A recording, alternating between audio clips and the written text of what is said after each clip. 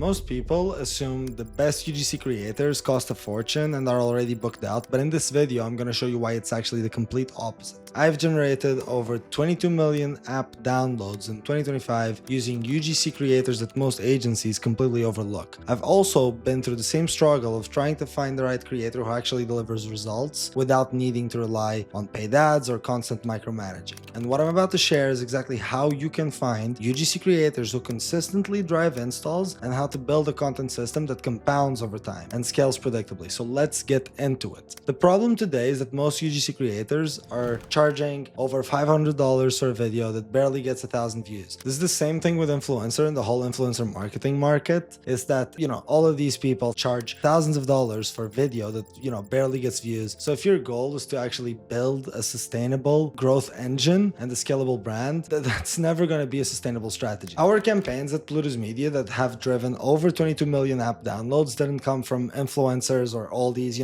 polished posts and very high quality content. Instead, they came from creators who had raw talent, who sounded like everyday people. There's no big followings and that had no idea how good they actually were, which is actually the funny part. So if you find people who are extroverted, people who like talking, people who are comfortable on camera, and typically Gen Z that has this innate way of knowing what looks good, what doesn't look good, those are typically the best UGC creators. Now, obviously the best of the best are expensive and are people who have driven millions of organic views over their career. Let me just put this into context. When I say the best UGC creators are expensive, I don't mean influencers with millions of followers. I mean creators who have over 100 million organic views in their, past campaigns. I mean creators who consistently generate over 100,000 GMV in TikTok Shop. Those are the people you want to get as like the top talent that you should be paying thousands of dollars to. Now, what I'm saying is the vast majority of creators you'll find or that you can get are these undiscovered talent creators who are just, again, everyday people who know how to talk, who sound like real users, real people on TikTok, and who have this innate feeling for what looks good, right? So once again, the best UGC creators for app marketing are not famous. They don't have managers, and most of them have never even been paid to make a video. So if you end up working with influencers, what usually happens is that you go in, you talk to their manager or whoever email is in bio, they quote you $1,000 for a video. The video flops because they only keep videos in their page that are the best. They never keep the ones that flop, right? You get virtually zero ROI, and it's just so hard to find a good influencer. You either go A-list celebrity or A-list influencer and you get insane results. You make them a partner in your company, or all of the rest just not worth it because you'll pour thousands of dollars per post. You have zero volume to know what works, what doesn't, how to correct what didn't work. So why would you do that? You can just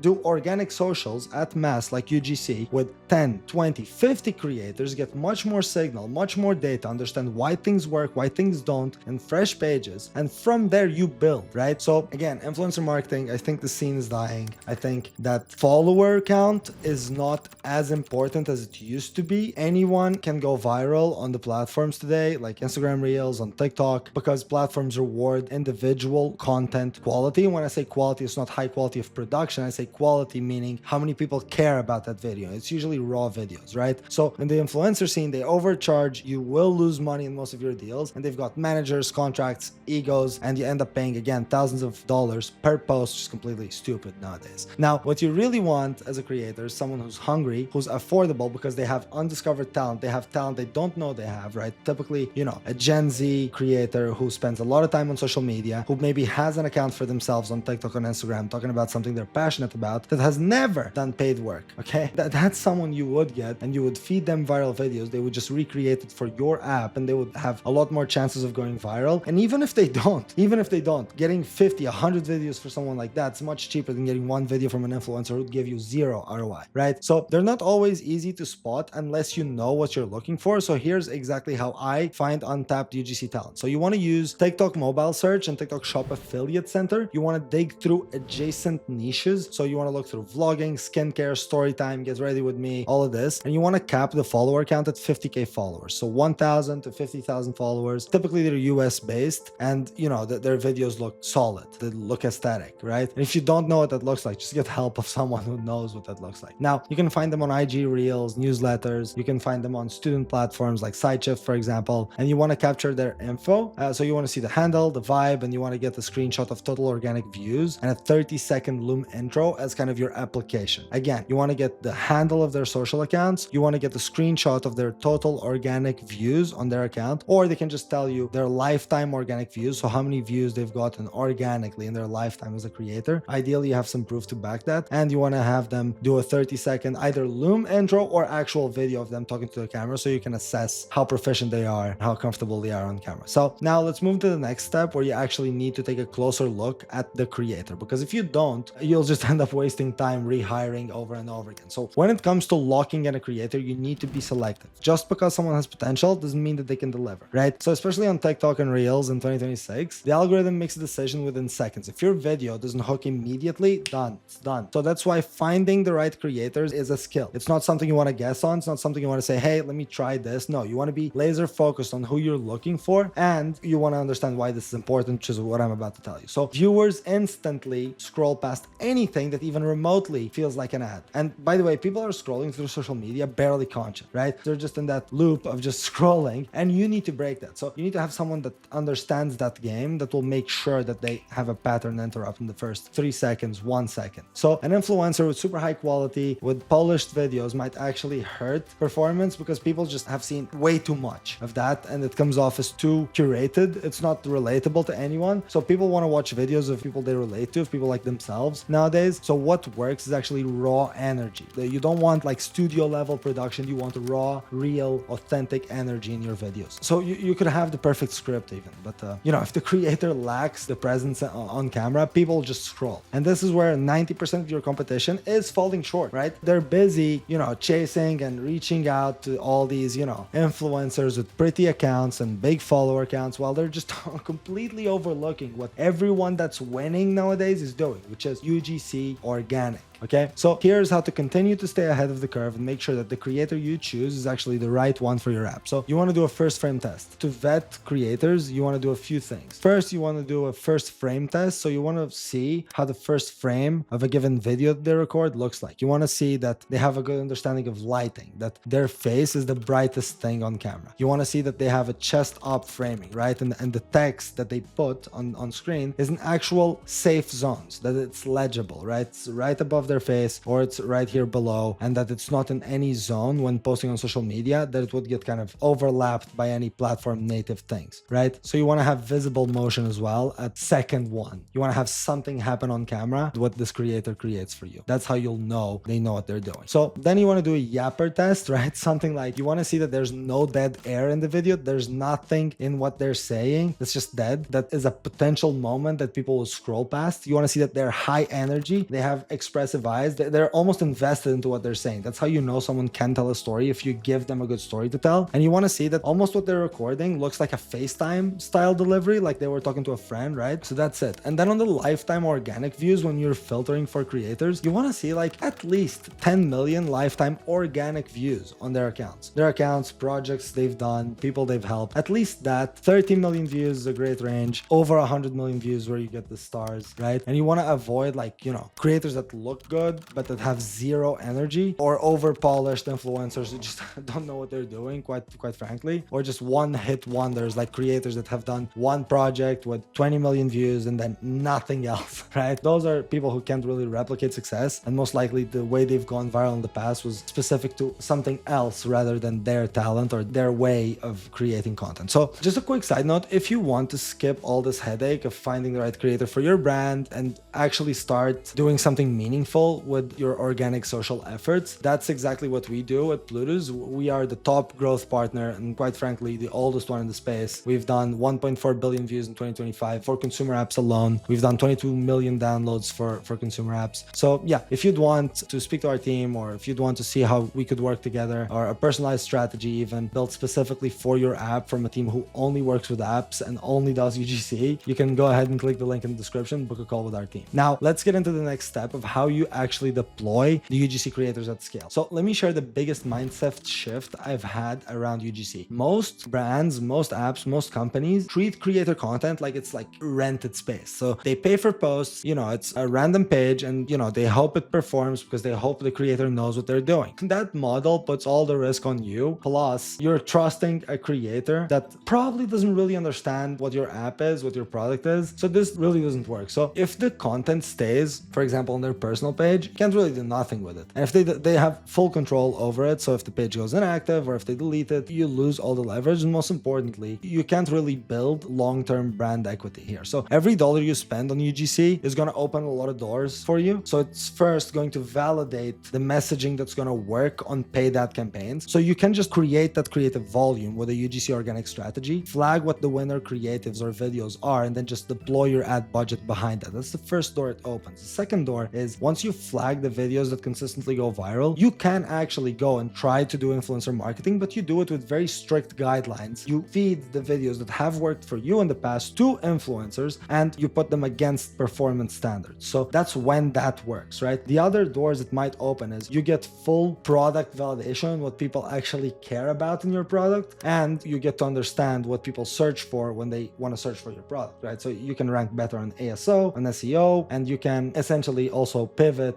within your product based on what's working. So every dollar you spend in UGC should be contributing to something that you actually own, right? And that's why you need to implement something that I call the creator system. And it's the system that allowed us to build, media assets that scale over time, billions of views, and that will give you more data and the long-term asset that actually compounds in value. So what you want to do is you want to have the pages that you're going to be posting on, you want them to be fresh. You want the creators to post content on those pages, right? So you want to have organic usernames that are related to your niche with niche keywords, and you want to use Spark ads when you validate a winning concept, right? Creators should have like a base, a stable pay, and then they should also have some sort of performance bonuses. One I like to do personally is around $100 for every 100,000 views with a cap at like 2 million views per video, right? That's a good one. I recommend doing this once you know what your RPM, so revenue per 1,000 views is. Once you know that, you can put bonuses with more comfort, essentially. So the next step is what separates lucky breaks from predictable, repeatable content that performs. So your brief needs to be built on modular frameworks. So let's start with something that most people will not admit about viral content. If you think, I'm going to do high volume because I want more shots on goal and I want to figure out, that's just a terrible strategy. Like, you do need volume, but the thing that makes volume valuable is the feedback loop, is that you post something, you see why it doesn't work, and you try again fixing that thing. So most brands, most creators still rely on luck. They want one video that's going to take off, gets millions of views. They have no idea why that works. But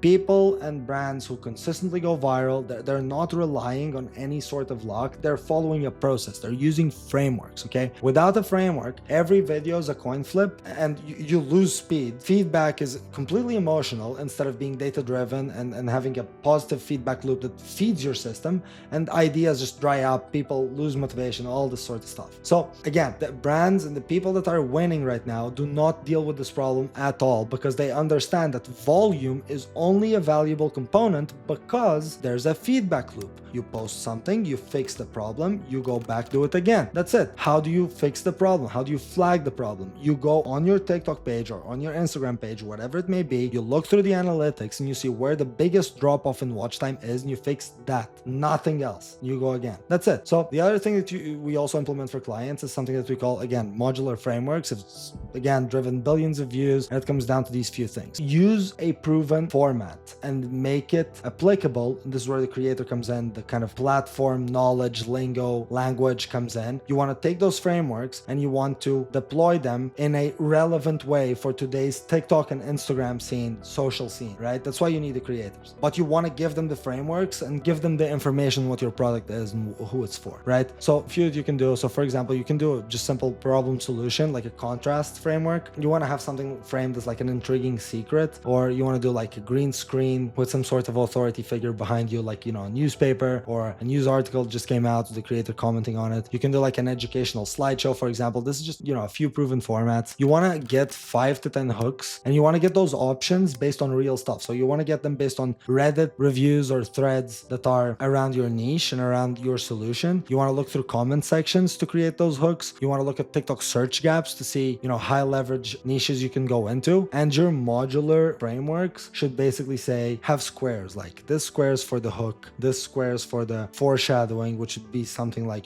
building on what the hook says, but without revealing anything. Another square would be introducing the problem. Another square would be digging deeper on the problem. Another square would be introducing the solution or introducing failed solutions. Another square would be introducing new solution. Another square would be CTA, right? So if you just frame it like this would be a modular framework. This would be built based on viral examples. So you need to look through those, and you can just give that to creators with a few examples and with links to TikToks that embody those modular frameworks and let them run with it, right? But you need to provide this kind of guidance so that they actually perform, right? Then again, like I was saying, last step is feedback loops. This is the main thing. Most people, most brands track views and assume they're winning. Like views are worthless if no one's downloading, if no one's doing anything with it. Too many creators get zero feedback, make no adjustments, and just post every day and think they're good. Like if you're an app owner, founder, marketer, whatever it is, you know that this is not cool. You need to be getting downloads, revenue from what you're doing. So again, TikTok, Instagram, these platforms give you literally all the data that you need to figure out what actually works. Go back, look at the watch time drop-offs, fix for that. You just need to apply the right feedback loops. Okay. So once again, without these feedback loops, what will end up happening is you'll spend a bunch of money with a lot of volume. If you do get viral hits, they'll be kind of all over the place. You won't really understand why, and you might blame it on different things like the creators, like the system, like the channels, and it has nothing to do with that. If you have more than 100 videos going out a month, you should be able to have a breakout video. That's it, right? So that's what 5 creators posting every day. It's 150 videos a month. If you're cross posting, it's like 300, 600 posts. With a feedback loop, inevitably you'll get a breakout video. Okay. Without it, it's just impossible to scale. Creators won't have direction. They'll be, they won't be motivated, and your viral hits will mean nothing. You'll be constantly anxious about whether or not the campaign is working, whether or not it's scalable. So at the end of the day, looking at views alone and moving through these campaigns without a feedback loop is not going to drive any growth. So once again, you need to label things correctly. You need to track the right data so you can learn and iterate. So after every video posted, look for the retention rate, watch time, saves, shares, App Store search impression spikes, for example, organic download delta based on your previous daily download average to your new one after you start the campaign. Anyway, you also want to have creator managers that will audit the performance of each creator daily. They'll give binary feedback saying, hey, fix this or fix that, show the app earlier, put your text here. They want to do very straight to the point feedback. You want them to also cut uncoachable or creators who are inconsistent with communication after a few posts. And by the way, you might be the creator manager in your first few campaigns. That's completely fine. Okay. Just saying what that role should look like, whether or not it'll be you doing it. And you want to basically 2, 3, 5x your top performers volume and clone all of the winning videos, all of the winning formats across all of your pages and creators, right? You want to keep Spark ad budget in your back pocket, because when you get a winner, you want to be able to run Spark ads on it so that you get more return on that. So this is the system that I've used to consistently find and scale viral UGC creators in 2026 without wasting money on influencer shoutouts or just being fully dependent on ads. And if you want to avoid burning through hundreds of random creators and actually implementing a working organic system right away, you can go ahead and book a call with me and my team using the link in the description. Inside, we can help you implement the same system that's driven millions of downloads and repeatable results for some of the most famous consumer apps and the biggest consumer apps in the world. Thank you for watching.